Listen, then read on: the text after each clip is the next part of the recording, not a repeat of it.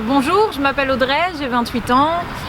J'ai étudié à l'université de Mons et un jour Danae Coquelet, qui s'occupait de la cellule réfugiés à l'UMONS, est venue me trouver et chercher quelqu'un pour faire un peu un compagnon entre guillemets pour les réfugiés qui venaient d'arriver, pour expliquer un petit peu la culture et pour être un peu présent avec eux.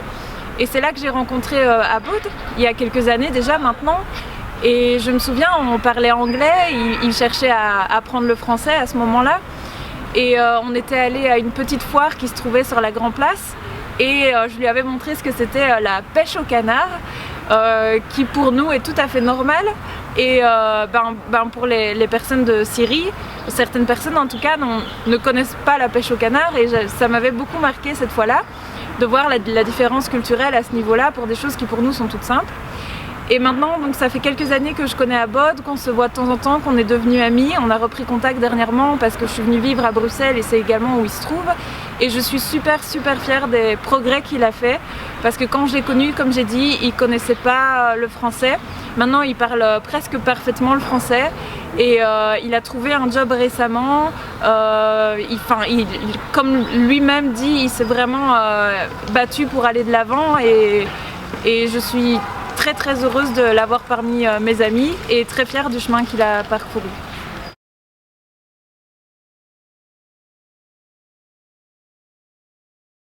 Bonjour, je m'appelle Aboud, j'ai 27 ans, bientôt 28 ans. Je travaille ici à Bruxelles, à l'hôpital Brugman, à la pharmacie. Ça fait presque 2-3 semaines depuis que j'ai commencé mon travail. Je suis né à Raqqa, en Syrie. J'étais en 3e bachelier ingénieur civil en construction. Je ne pouvais pas continuer mes études en Syrie à cause de la guerre. Quand je suis arrivé en Belgique, j'étais dans un centre à tourner, un centre de réfugiés, bon, comme tous les autres. Et puis j'ai essayé de faire l'inscription à l'UMONS, à l'université de Mons. Bien sûr, en Syrie, on ne parle pas le français ni l'anglais, on parle seulement l'arabe. Alors, j'ai commencé d'abord par le français. Au début, c'était un peu difficile parce qu'en fait, les cours de français avec les autres cours, on ne comprend pas tous les profs. C'était un peu compliqué au début. Mais il faut toujours avancer, continuer. Il faut pas abandonner. Et puis, j'ai essayé de faire l'inscription à l'UMONS comme étudiant à la faculté politique de l'UMONS. C'était un peu difficile pour avoir l'équivalence et pour attendre une réponse de la fédérale wallonie de Bruxelles. C'est pour ça que j'ai appris la langue. Je suis venu ici à Bruxelles pour trouver un travail et pour continuer un cours de soir. Quand je suis arrivé ici, ils étaient trop gentils. Dans le centre, bien sûr, on n'avait pas une très bonne relation avec eux parce qu'on n'a pas la langue. On ne comprend pas les employeurs, on ne comprend pas les travailleurs qui travaillent. On ne comprend personne au début. On parle anglais et ils ne parlent pas parfaitement l'anglais. C'était bien. Et puis à l'université, j'ai rencontré des gens qui ont du bon volontaire. Des gens chouettes, heureusement, j'ai la chance. J'aime bien la Belgique, je ne regrette franchement pas d'être là. Je peux dire que j'ai une bonne vie maintenant, ou bien j'ai commencé d'avoir une bonne vie. Mais comme j'ai dit, il faut toujours travailler pour avoir des bons résultats. La première rencontre, c'était à tourner avec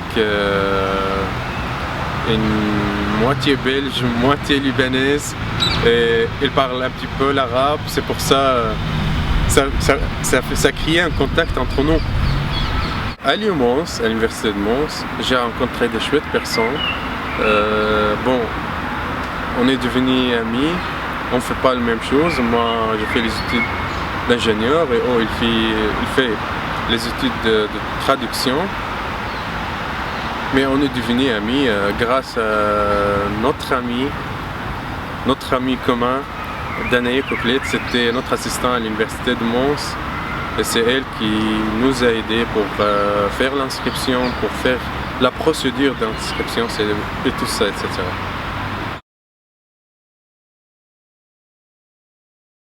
Le plus difficile, c'était la langue, parce que, comme j'ai dit, en Syrie, on ne parle pas le français ni l'anglais. Alors il faut commencer par le français, tout en français. Tu ne sais rien faire sans le français.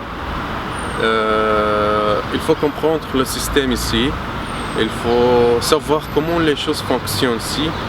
C'est normal, on est grandi dans un pays jusqu'à 20 ans ou 21 ans et puis on est venu ici. C'est un peu difficile au début. Pour moi personnellement, le plus difficile c'était la langue. À part ça, je ne trouve pas qu'il y a des choses trop difficiles ou bien je n'ai pas encore rencontré des choses très difficiles. Je ne peux pas dire qu'il n'y a pas de racisme. Ça c'est... Si j'ai pas eu ça, les autres, ils ont eu ça. Alors, mais je peux dire que les gens sont ouverts, sont accueillants, ils sont gentils. J'ai rencontré 5 amis à l'université et on a une très très bonne relation jusqu'à maintenant. On ne fait pas la même chose, on ne dit pas la même chose. Chacun a sa vie différente, mais j'aime bien la Belgique, j'aime bien les Belges. Il ne faut pas avoir peur d'aller vers les autres pour parler. Si les gens ne viennent pas te parler, c'est pas parce qu'ils te détestent, mais peut-être ils ne te connaissent pas, ou bien ils hésitent de te parler parce que c'est pas ta réaction, ils ne te connaissent pas. C'est mieux de faire la première étape toi-même.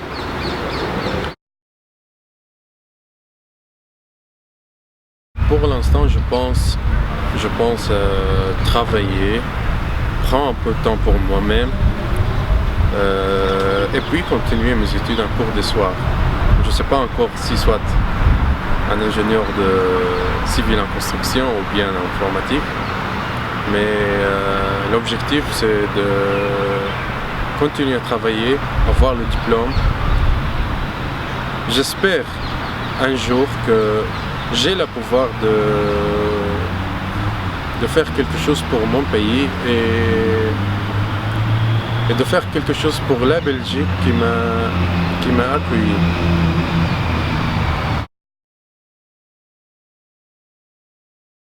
J'ai rencontré Mel à l'université de Mons. Au début, elle était notre assistante, alors on n'avait pas une très bonne relation. Elle était notre responsable. Mais puis, franchement, c'était une très bonne personne. C'est quelqu'un de très chouette. Moi, j'étais pas dans le groupe de réfugiés à l'université quand elle était là, mais elle a fait beaucoup de choses. Et j'avais l'expérience un petit peu avec Danae, l'assistante qui était avant. Alors, on est devenus amis. Et elle fait une partie de mes meilleurs amis, mes 5 meilleurs amis qui viennent de Mons. Elle a fait vraiment beaucoup de choses. Les renseignements pour les réfugiés, aider pour faire l'inscription, pour l'équivalence, pour trouver un logement, pour beaucoup de choses. Mais elle n'est pas un héros. She is not a hero. She just can do what she could.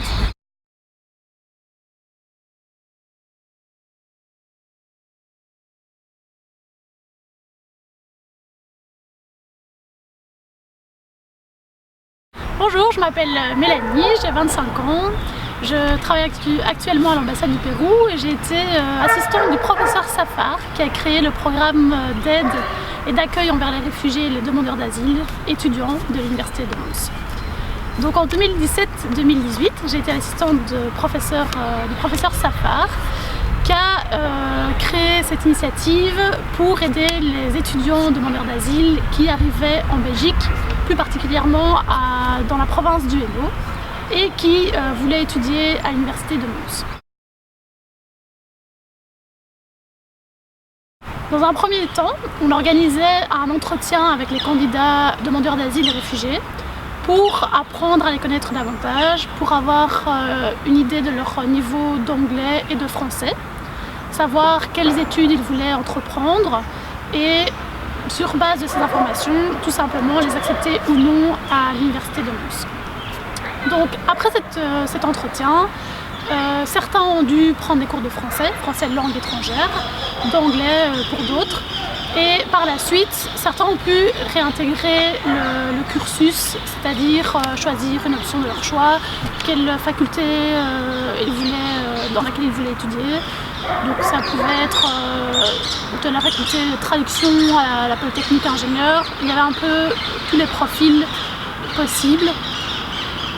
Mon rôle a été d'être l'intermédiaire entre les différents services de l'UMONS, c'est-à-dire le service social, le service logement de l'UMONS, les professeurs de FLE, le recteur, les différents professeurs également de l'UMONS, pour voir si le candidat était capable d'intégrer la faculté, de suivre les cours, mais également d'aider dans les démarches administratives pour l'équivalence de diplôme. Certains étaient acceptés ou non. J'ai également été l'intermédiaire entre la Croix-Rouge et les candidats qui arrivaient de camps de Tournai, l'intermédiaire entre faits d'asile également. Et j'ai collaboré avec le service coopération de l'UMONS ainsi que l'Union des étudiants chercheurs étrangers pour essayer d'organiser des activités d'intégration, des discussions, des débats autour de la problématique des réfugiés. Mon rôle a vraiment été un rôle d'intermédiaire. Donc tout ce qui est administratif, intégration, activités culturelles, débats, etc. Et tout ça pour soutenir ces étudiants réfugiés qui ont voulu commencer un nouveau cursus à l'UMONS. En dehors des cours de français langue étrangère, j'ai aidé les étudiants candidats au niveau administratif, donc tout ce qui est soutien administratif, soutien matériel. Mais je pense que le soutien psychologique est également important de mentionner. Ils arrivent en Belgique, à Mons, ils ne connaissent personne, ils sont seuls, il y a la barrière de la langue. Avoir un contact direct avec moi et d'autres étudiants qui connaissent et qui ont des connaissances sur la problématique les ont aidés énormément à s'intégrer. Ce qui m'a manqué un petit peu, c'est parfois le contact avec certains candidats. On est un peu dans une sphère, dans une bulle à l'université. On organise des activités avec ESN pour essayer de les intégrer, mais certains candidats ne pouvaient pas toujours venir. Et ce contact et ces discussions, ces débats avec certains des candidats m'a vraiment manqué. Ce qui était parfois difficile, c'était lors de l'entretien avec le professeur Safar et les candidats étudiants. C'était de lui annoncer qu'en fait il ne pourrait pas intégrer l'université ni une autre école. Pourquoi? À cause de l'équivalence de diplôme qui n'avait pas été acceptée. Ou simplement quelqu'un qui est déjà diplômé, qui doit recommencer depuis le début, dès la première année de bachelier, son cursus. C'est très difficile psychologiquement d'annoncer ça à quelqu'un qui a déjà entrepris des études, qui vient d'un autre pays et qui doit refaire sa vie en Belgique ou ici à l'université. Ce qui m'a choqué parfois le plus, c'est de voir à quel point ces étudiants comptent sur nous. On a parfois la pression de se dire « bon, je dois aider ce réfugié, mais à quel niveau, jusqu'où puis-je l'aider ?» Donc oui, on peut s'occuper de l'administratif, on peut s'occuper de l'équivalence du diplôme, on joue le rôle d'intermédiaire entre différents services, mais on ne peut pas tout faire pour le candidat, on ne peut pas faire l'impossible. Donc quand la décision est prise de ne pas l'accepter, on est obligé nous aussi de l'accepter, donc c'est parfois dur. Après la rédaction de mon mémoire sur la problématique des réfugiés et après le projet en lui-même, j'ai eu la chance de faire un stage au commissariat pour les réfugiés des Nations Unies à Bruxelles. Et je pense que ça a été une expérience autre. Pourquoi? J'ai eu la chance de travailler, entre guillemets, de participer à un projet au niveau local Et le HR était un projet plus au niveau fédéral, mais également international. Donc j'ai acquis des connaissances beaucoup plus de fond sur les procédures, mais également sur ce qui se passe en Belgique au niveau fédéral, au niveau des lois, etc. Même si j'étais dans le secteur communication, j'ai appris énormément d'autres départements sur les droits de l'homme et sur les procédures pour les demandeurs d'asile et les réfugiés. Je suis toujours en contact avec certains des réfugiés, oui, même si je ne devrais plus les appeler réfugiés parce qu'on met une étiquette sur leur visage, sur leur front, et il faudra peut-être la retirer après quelques années. Ils sont maintenant intégrés, ils sont à l'université de Mons, certains vont commencer à travailler, certains ont déménagé, sont encore en Belgique.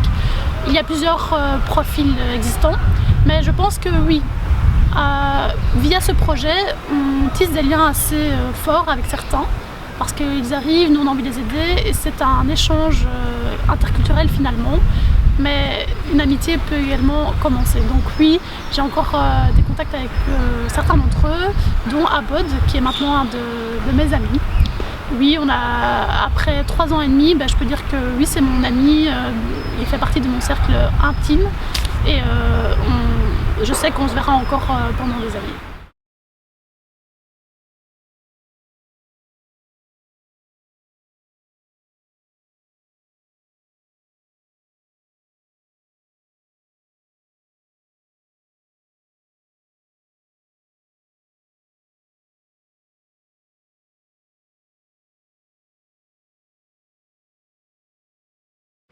Je voudrais bien remercier Audrey qui m'a donné le micro et qui a fait cette présentation, qui m'a aidé pour passer son message pour les autres réfugiés qui doivent en fait faire quelque chose de bien.